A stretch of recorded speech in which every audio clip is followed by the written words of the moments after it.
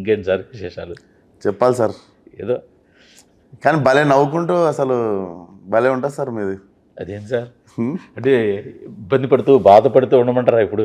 లేదే, జీవితాన్ని ఎంజాయ్ చేయాలి కదా సార్. డెఫినెట్లీ ఉండమండి. ఇప్పుడు అది కదా సార్, నేనేమంటానంటే బాగుందని, ఖచ్చితంగా బాగుందని. గామి అన్నప్పుడు నేను ఓపెన్గా నా వేళ గొప్ప సినిమా తీశారండి, చాలా బాగుంది అని చెప్పాను. అన్ని తీయాలి కదా సార్, నాకు ఉంటుంది కదా కోరిక. నాకు సార్ గ్యాంగ్స్ ఆఫ్ గోదావరిలో మీ యాక్టింగ్ ఇప్పటికి ఒక 10 సార్లు చెప్పుంటా మీతోటి. యాక్టింగ్ అద్భుతం, చాలా బాగా చేశారని. సార్ మీకు డిఫరెంట్ సినిమా చూడొచ్చు, బట్ అందులోనే కొంచెం సార్ మెకానిక్ ఒప్పుకుంటే లైలా నేను డెఫినెట్లీ నేను డిఫరెంట్ సినిమానే అంటా. అదే చూద్దాం. నేను చాలా చాలా హోప్స్ పెట్టుకుని చాలా కష్టపడి చాలా కొత్త సినిమా జనాలకి ఇవ్వాలని నేనేం గోత్రు చేసినా నాకు తెలుసు. నేను అవన్నీ చెప్పట్లేను. కాకపోతే నిజంగానే ఒక ఒక మెంటల్లీ ఒక జోన్కి పోవాల్సి వస్తుంది.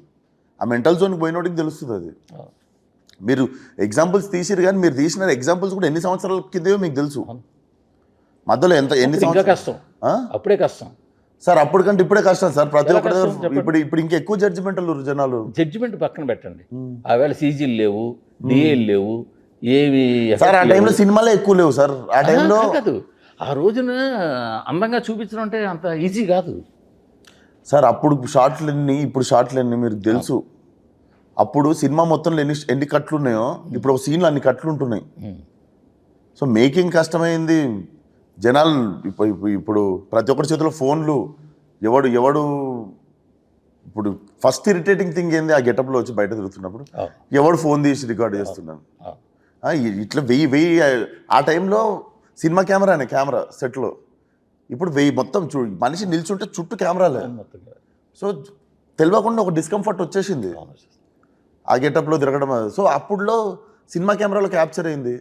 జనాలు హీరోని కూడా చూసి చెయ్యి ఊపి సంతోషపడేటోళ్ళు. ఎవరు తీసినట్లేదు, ఎందుకంటే ఎక్కువ జాగ్రత్త పడ్డాము. దానికి పడే జాగ్రత్త మేము పడ్డాం. ప్రోటోకాల్ ఫాలో రాలేదు, దానికి కావాల్సిన జాగ్రత్త పడ్డాం. కాబట్టి ఇవన్నీ కష్టమే కదా సార్. ఇవన్నీ మేనేజ్ చేసుకొని ఇవన్నీ చేసుకోవాలంటే కష్టమే కదా. నేను గెటప్ ఇచ్చే చెప్తాను. ఆ చీరలో ఫైట్, ఆ చీరలో డ్యాన్స్, అమ్మాయిలాగా ఇవో చేసినాం అన్నీ.